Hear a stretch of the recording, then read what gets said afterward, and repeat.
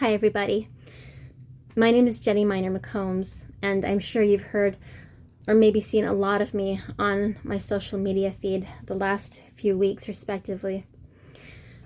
I wanted to take a moment of your time, and I'll try not to get carried away in my passion, to let you know about my endeavors to answer the call placed by society, by friends, family, the media, and the workplace alike. And that ties into what lies at the core of my message and ultimately what lies at the core of my advocacy. Born as of last October, when I had a profound experience given to me by my own deity, when I saw a man in the acute care unit, a man who was outwardly scarred by the crippling effects of his disorder, his physiological brain disorder that we know more commonly as addiction and substance abuse disorder. And in that moment, God gave me a profound gift. The sound and the sure knowledge of knowing that my life's path had been derailed and undeniably altered with the birth of my advocacy. And I wanted to take a moment to introduce what I am calling the Addict Empath. I'm calling myself Jenny Miner McCombs, the Addict Empath, because it is my context coaching, my life coaching business that I have been trying to formulate over the course of the last month, with heavy burdens and heavy limits on my time. I wanted to tell you in person a little bit more about what the Addict Empath is, what services I am hoping to provide for people in the future, and what my mission in the birth of this coaching firm will ultimately accomplish. The premise being on the back of my business card that sometimes in our lives, to get into the secret and forbidden world of another, sometimes it truly does take one to know one. And there are wide applications and wide context for my coaching firm. Not merely for the ones who suffer from addiction and substance abuse disorder such as myself, but predominantly this site is designed for the family and the friends and the loved ones of people who have suffered in my capacity, myself being a person who freely identifies as someone who is what society calls me, an addict, having learned through my profound life experiences that I need not attach that label with the shame that is inadvertently pushed on us through family and friends and the media and society at large. The TED Talk, which I'm planning on delivering, which I have an audition for next Saturday, the talk is called The Illusion of Accountability Through the Eyes of an Addict. And I do have a lot to say in my passion, but I want to keep this introductory call to action precise. The statistical trajectory has proven to us since the birth of COVID-19 startling rises in our mental health crisis that was already dire. And that is a trajectory that, as a healthcare worker who transitioned into acute care on the front lines of this epidemic, has witnessed and seen and felt firsthand. Our mental health crisis, as a repercussion of this virus, will reflect that of our physiological bodies, and that it will invade us, and it will be non-discriminatory in nature, spanning all age groups, genders, societal stances, political agendas. It is the mental health crisis that I hope will ultimately unify us and fully integrate into our families and into our societies and into the media what it means to be truly accountable in order to protect and to save lives.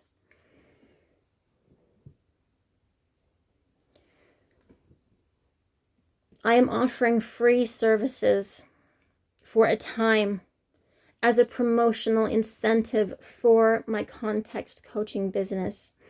And that is indicative of the fact that in my passion, monetary resources are not the motivating factor for myself personally at this time, as someone who continues to struggle financially and to have it be a great burden. In this promotional phase, I want to get the word out for my wellness farm.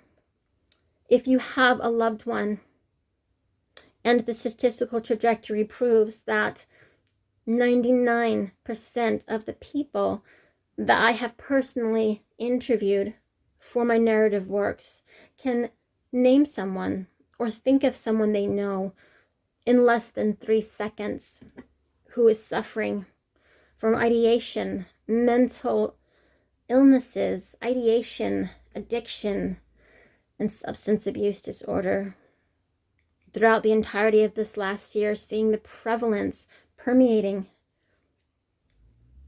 yet it is subtle and it is an illusion. With the scariness and the violence in our world today,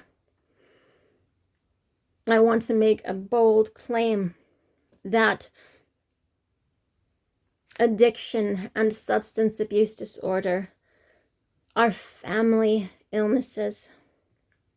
And if we want to curb this statistical trajectory that is taking the lives of our children throughout the country on a daily basis, as I wept for the children of Uvalde, and I wept for the innocent African American lives in New York, and instantaneously flashing across my screen a medical facility, 2 doctors, a receptionist, and a patient defending another. The very same day I left work from a medical facility that could have been me.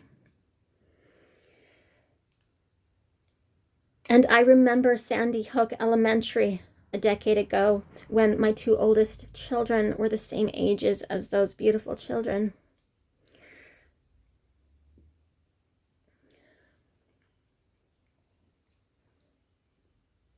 Ideation breeds in exclusivity. Whether it is suicidal, homicidal, with plan or without, ideation comes into fruition with devastating consequences through the cultivation of ideation through exclusivity. Whether that exclusivity is cast upon themselves or brought upon by shame from family and friends and society. This is where we need to hold ourselves accountable. The what-if questions that haunt and plague our society today have been relentless. Families, officials, politicians have wanted accountability. And accountability is the essence of what it means to heal from my physiological brain disorder that is addiction and is substance abuse disorder. Indicative of the very first step to healing. 12 steps that have been around for years. 12 steps that people like me accomplish and succeed in every day, every week, every month, and every year. As of 2022, with a 50 to 75% success rate. A success rate that is maintained optimism. Because for people who suffer in my capacity, what the world fails to comprehend and embrace freely is the notion that for people like me, for people like these shooters, in front of the gun and behind them,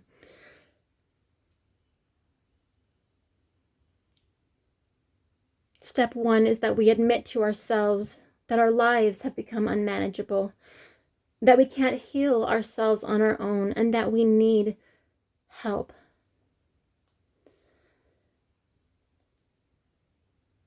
If society and families can hold themselves accountable to the sound and well-proven knowledge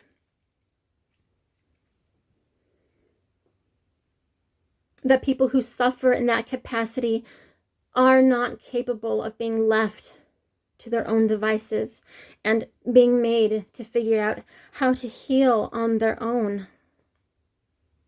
And if family and friends and society and the media can embrace openly and hold themselves accountable to just the first step, to not leave your loved one alone where ideation can fester and grow dangerous. Imagine how many lives you can save and how many haunting what-if questions we could all prevent. Grieving mothers and fathers, confusion and fear. If we all accepted freely that we are helpless, the next step that I want to emphasize is step 4. To admit your wrongs and the things that you have done to cause people pain. As addicts, it is hard to confess our errors and the things that we do to hurt others as a coping mechanism. Our worlds are predominated by a destructive internal narrative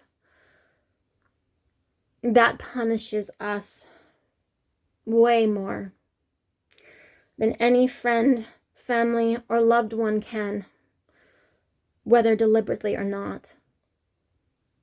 Because if the world had a sound understanding that the physiological degradation of our minds that dictates our decisions in the central cortex of our brain is always a direct derivative of a psychologically damaged heart and souls that have been maimed in one way or the other. And the what-if questions that are answered are always in bitterness and regret and hindsight. And we have proven over and over again that the signs, the warning signs, and the cries for help are always there. And they can always be found. And that teenagers and young adults who suffer from ideation cannot grasp why they are asking for help, only to have a sound understanding that parts of them feel like they need to be seen, and parts of them, the broken parts, feel like they need to be heard.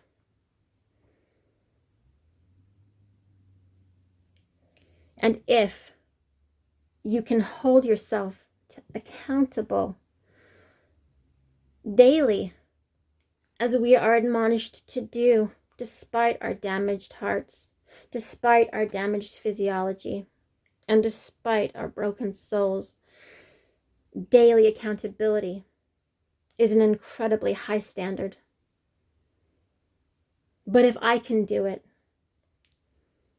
if the millions of people the world over who suffer in my capacity can do it, I am fully confident that you can take back your power right now in this instant, and you need nothing else but a sound mind, a whole beating heart, and an intact soul. And if we succeed with 50 to 75%, just imagine how successful you could be. And if we move along to the 12th and final step. As I mentioned, merely 3. We spread our message to the world. We find happiness and joy and closure and wholeness as we embrace accountability and as we nurse an intrinsic desire to pay it forward in society, which is what my coaching firm is doing. To pay it forward, to raise awareness to the people who suffer, to the voices who have been silenced, and the fear that haunts us and prevents our voices from being heard. This is how you take back your power. And this is how you do it today. My name is Jenny Miner McCombs, and I am the Addict Empath. And I have quoted this several times throughout my narrative, that the impulsivity that defines my disorder is predominantly rooted in the profound desire to help you heal.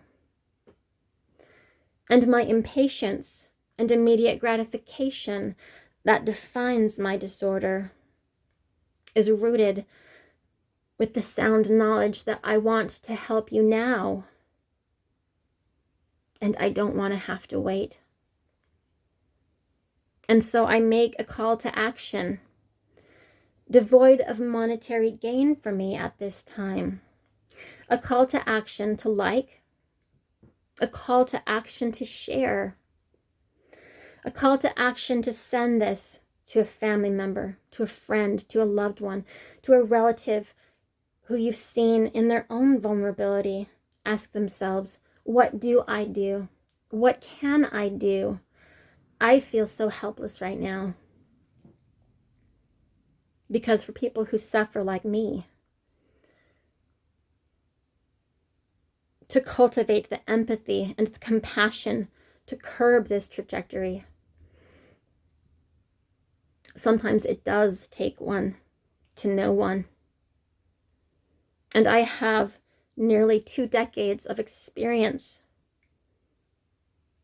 with addiction, with substance abuse disorder, with trauma, with eating disorders, with the things that held me bound and captive in my life,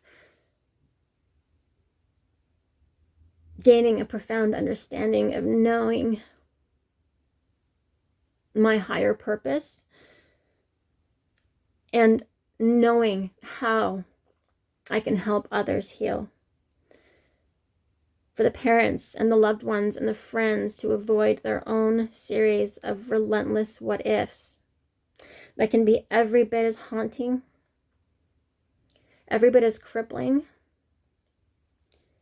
and every bit as devastating as my disorder itself. And I want to thank you for watching this video from the deepest, most sincere places of my newly mended soul.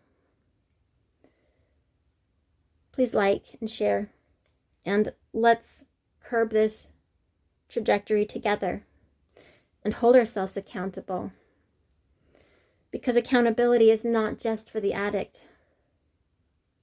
Integrated accountability, immersive accountability defines what it means to be truly accountable, to truly move forward, and to truly help heal the damaged people in our lives before it gets too late. Thank you.